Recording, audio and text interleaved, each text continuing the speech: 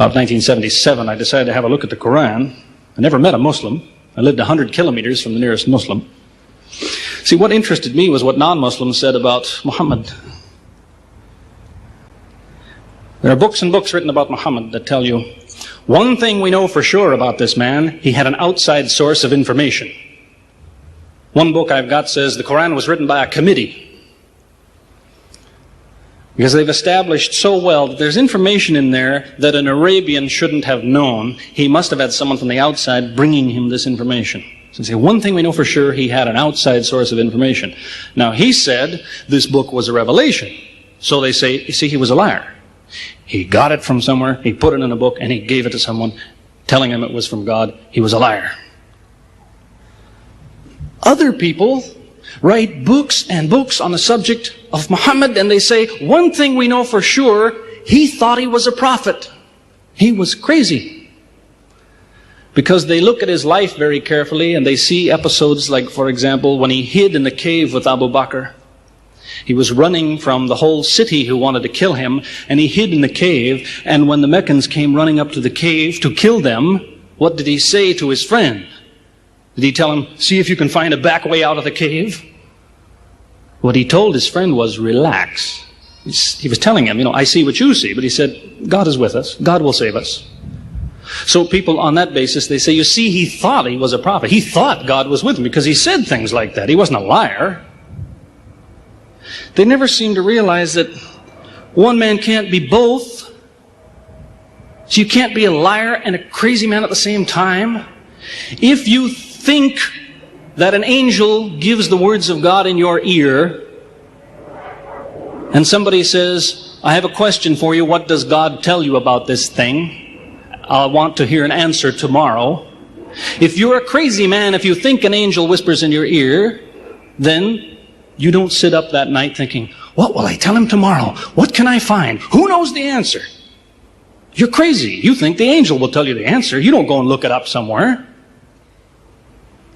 You see, you can't be a liar and a crazy man at the same time.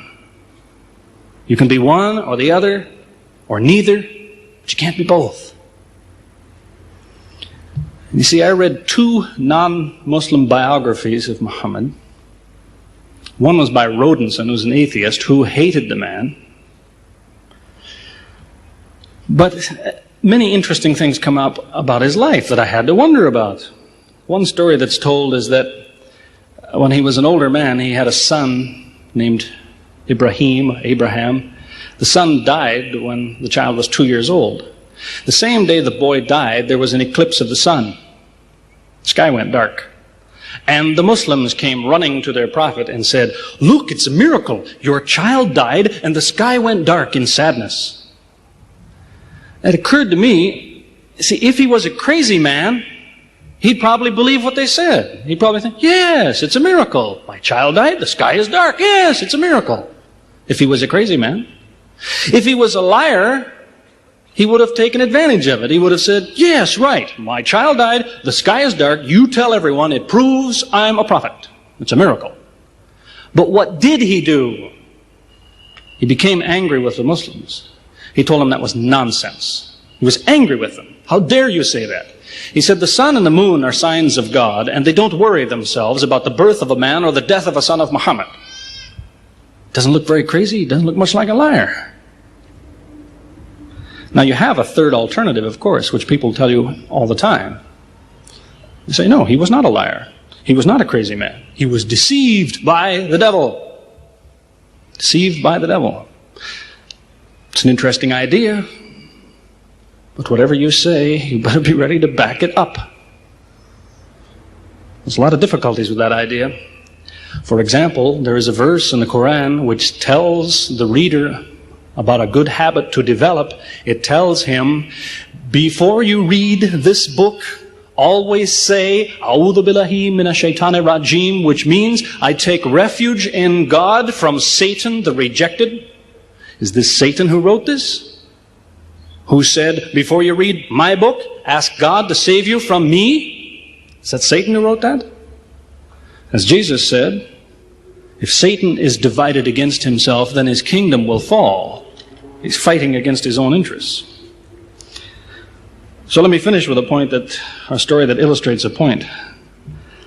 As I said, there's many theories and many explanations around. Many explanations. But an explanation, something somebody tells you, is just so much air coming out of his mouth unless he has proof and unless he offers you something that you can use to falsify it. You see, there's many theories of how do the planets go around the sun and how do the stars burn and all the rest of it. Many theories. Most of them are just so much wind. Scientists pay no attention to them because they don't contain something that could be checked to prove it false. You see, Einstein was considered an intelligent man because when he offered his theory in 1905 and again in 1915, he didn't just offer a theory, he said, here's 3 ways to prove I'm wrong. Now it's worth listening to. He's told me, here's 3 different things you can do. If you can do this, I'm wrong. Here you are. Is there anything like that in Christianity? Has the Christian ever said, you want to prove I'm wrong? All you have to do is this. Has he ever done that? The Quran is filled with that kind of thing. Filled with it. Saying, you want to prove this book is wrong? Do this. Prove it. Go ahead. Do it. Filled with that kind of thing. There's an example of it that made a big impression in its day, during the lifetime, 14 centuries ago, of the Prophet of Islam. You see, he had an uncle named Abu Lahab. That was his nickname, Abu Lahab. This man hated Muhammad. He hated anything the man said.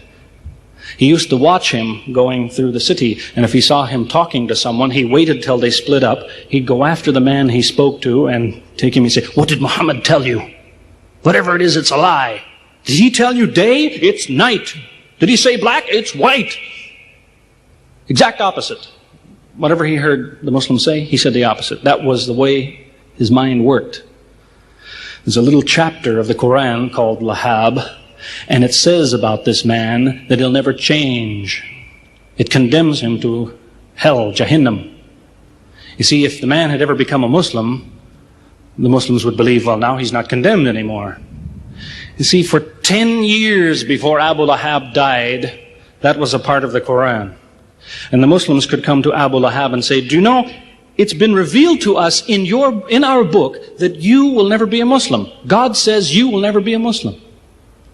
For 10 years they told him that. All he had to do was say, well, your book is wrong. I want to be a Muslim. What do you think of your book now? That's all he had to do. He had 10 years to think about it. And that's the way he was. See, if somebody is your enemy, you don't come to him and say, you want to prove I'm wrong? Here, say this. Come on, say it. If all you have to do is say the words and I'm wrong, you finish me. He never did it. See, this is one of many cases of something that was offered that could have been falsifiable. So it was. As I say, in 1978, after, how long would that be? 15 years of arguing with the church authorities, one place or another, I got the idea. I'm going to argue with some other people. I'm going to read the Quran, see how much of it is any good, pick out the true, pick out the false. Thought it'll take a few years, it'll take some serious study and so on. I read through it. About 3 days later, I finished it. I said, this is what I've been saying for 15 years. So I went to find some Muslims. I don't want somebody to feel you've been tricked into something. I haven't said anything about Christianity that isn't true. I haven't said anything about Islam that isn't true unless it was a slip of the tongue or something. I'm simply trying to remind an individual, don't close your mind before it's too late. Don't make up your mind before you have all the facts. Most people who used to be Christians and become Muslims will tell you, I am a better Christian than I used to be. Now I follow Christ. I didn't before. That's what I would tell you. The Bible says Jesus told his disciples, when you greet one another, let your greeting be, peace be with you. He set the example. Peace be with you. Who says that today? Christians? Once in a great while, maybe. Muslims, whether they speak Arabic or not, they say, Salam alaikum. Peace be with you. Jesus, when he prayed in the Garden of Gethsemane, put his forehead on the ground. Who prays like that? Christians or Muslims? Jesus used to fast for more than a month at a time. Who fasts today? Christians or Muslims? Who really is trying to imitate Jesus.